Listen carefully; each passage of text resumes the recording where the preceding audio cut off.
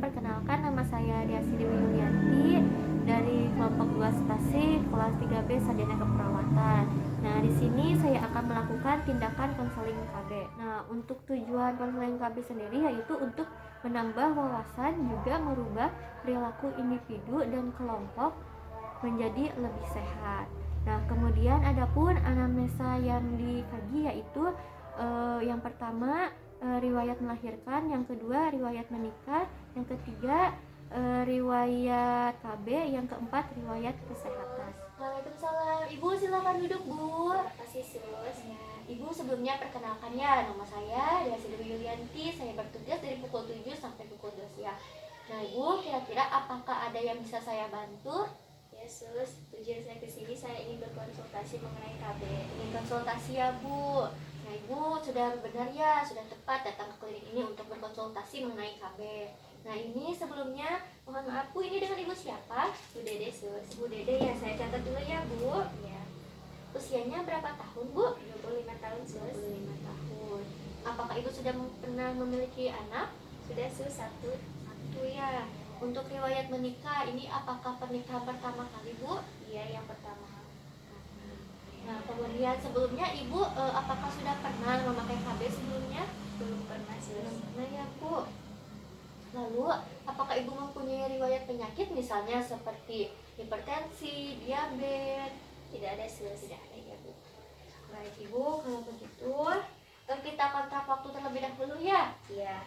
Untuk waktunya kurang lebih 30 menit. Iya. Tempatnya di sini bagaimana? Apakah Ibu bersedia? Bersedia sus. Baik, kalau begitu saya akan menyiapkan medianya terlebih dahulu ya, Bu. Nah, Ibu di sini medianya ada lembar balik. Iya. Kemudian saya izin cuci tangan terlebih dahulu ya, Bu. Iya, Sebelum sus. menjelaskan. Iya.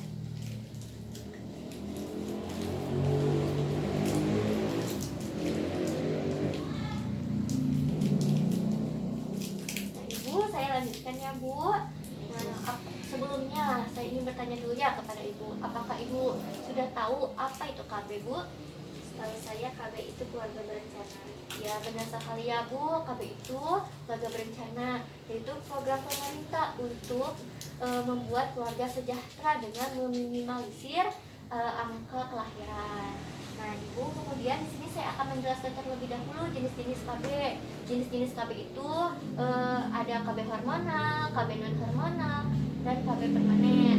Nah, untuk KB hormonal itu ada pil KB, suntik KB, implan, IUD hormonal. Kemudian untuk yang non hormonal yaitu ada kondom, IUD tembaga, vaginal, diafragma, spermisida, spon. Kemudian untuk yang permanen yaitu ada tubektomi dan vasektomi. Nah, Ibu kira-kira alat kontrasepsi mana yang ingin Ibu tahu lebih jelas nih, Bu? Yang IUD sus. Pengen yang IUD? Baik, kalau begitu saya akan menjelaskannya mengenai KB IUD. Saya mulai ya, Bu. Yes sus.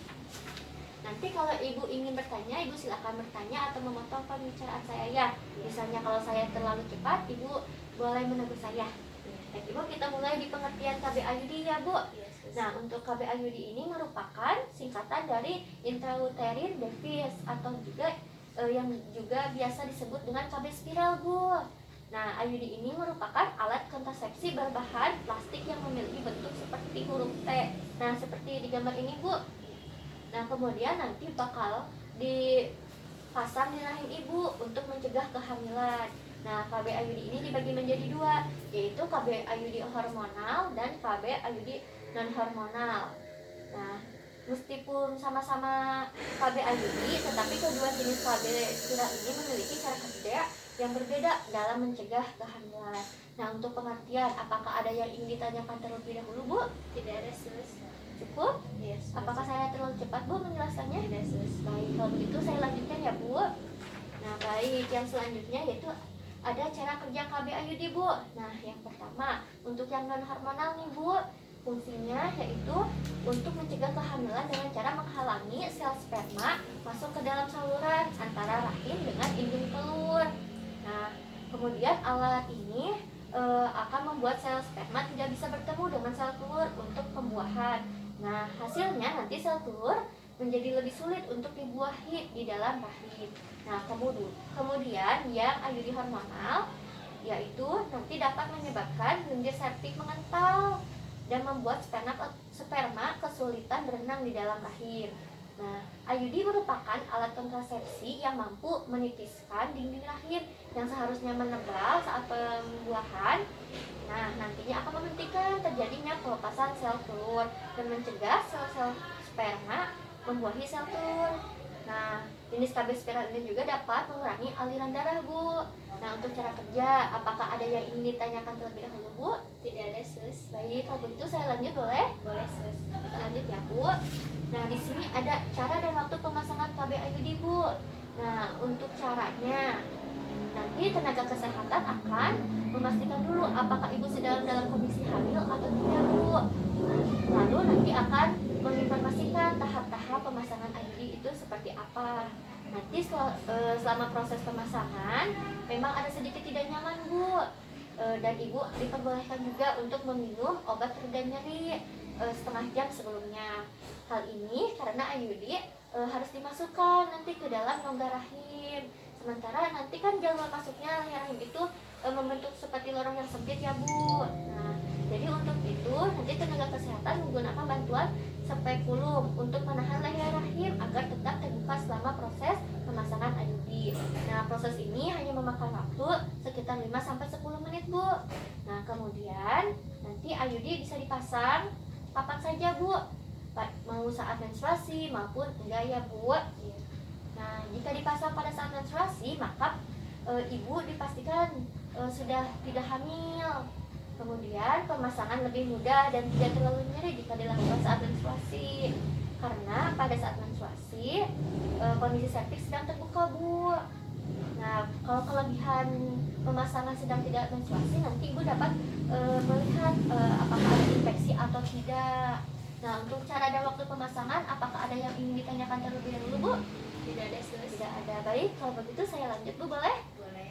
Saya lanjut ya, Bu. Nah, di sini ada gambar. Nah, Bu, di sini ini alatnya yang berbentuk T tadi nanti akan dimasukkan ke dalam dinding rahim seperti ini, Bu. Apakah dapat dipahami, Bu, untuk gambarnya? Iya, Sudah cukup? Iya, sudah. Lanjut ya, Bu. Baik, di sini ada kelebihan dan kekurangan KB IUD, Bu. Nah, untuk kelebihannya yaitu lebih efisien ya, Bu. Kemudian aman untuk ibu menyusui, mengurangi risiko penyakit, tidak berpengaruh nih pada berat badan. Kan biasanya ibu-ibu pengen tetap kurus kan, gak mau berat badannya naik ya, Bu. Nah, kemudian juga mengurangi efek PMS. Nah, selain ada kelebihan, pastinya ada kekurangannya, Bu. Nah, untuk kekurangannya yaitu nanti siklus menstruasi ibu tidak teratur pada beberapa bulan pertama saat baru menggunakan KB IUD. Kemudian saat menstruasi mungkin nanti mengeluarkan darah lebih banyak dari sebelumnya, Bu. Kemudian saat menggunakan KB IUD yang hormonal, ibu akan merasakan kram perut yang sangat hebat pada saat menstruasi. Kemudian jika menggunakan IUD hormonal, nanti periode menstruasi ibu akan lebih ringan dan cepat atau bahkan tidak mengalami menstruasi sama sekali. Nah, kemudian juga nanti saat pemakaian IUD hormonal muncul berbagai jenis gejala mirip seperti PMS, yaitu gejalanya sakit kepala, jerawat, mual, dan nyeri pada payudara. Nah, tapi ini hanya gejalanya yang mirip ya, Bu, bukan penyakit PMS. Nah, Ibu sudah selesai ya untuk penjelasan KB IUD. Nah, Ibu kira-kira setelah tadi saya jelaskan, apakah ada yang ingin ditanyakan terlebih dahulu, Bu? Tidak ada, Sus. Tidak ada ya. Kalau begitu saya boleh bertanya kepada Ibu? Boleh, Sus. Boleh ya, Bu. Nah, saya ingin bertanya, KB IUD itu ada berapa ya, Bu? Ada 2 jenis, Sus. Apa saja, Bu? Yang pertama itu hormonal dan kedua itu non hormonal. Bagus sekali ya, Ibu pintar sekali. Berarti Ibu sudah menyimak ya apa yang tadi sudah saya jelaskan. Nah, Ibu, kan tadi sudah saya jelaskan ya. Kira-kira metode KB apa yang ingin Ibu gunakan? Ya, Ibu pemasangannya apakah ingin hari ini atau mau kapan, Ibu? Saya izin ke suami dulu, Sus. Izin ke suami ya, baik. Misalnya ibu sudah diizinkan oleh suami, ibu boleh datang lagi ya ke klinik ini untuk pemasangan IUD itu sendiri. Nah, baik Ibu, untuk konseling hari ini sudah selesai. Nah, saya izin kembali ya ke ruangan saya. Kalau begitu saya pamit ya Bu. Assalamualaikum. Waalaikumsalam, Sis.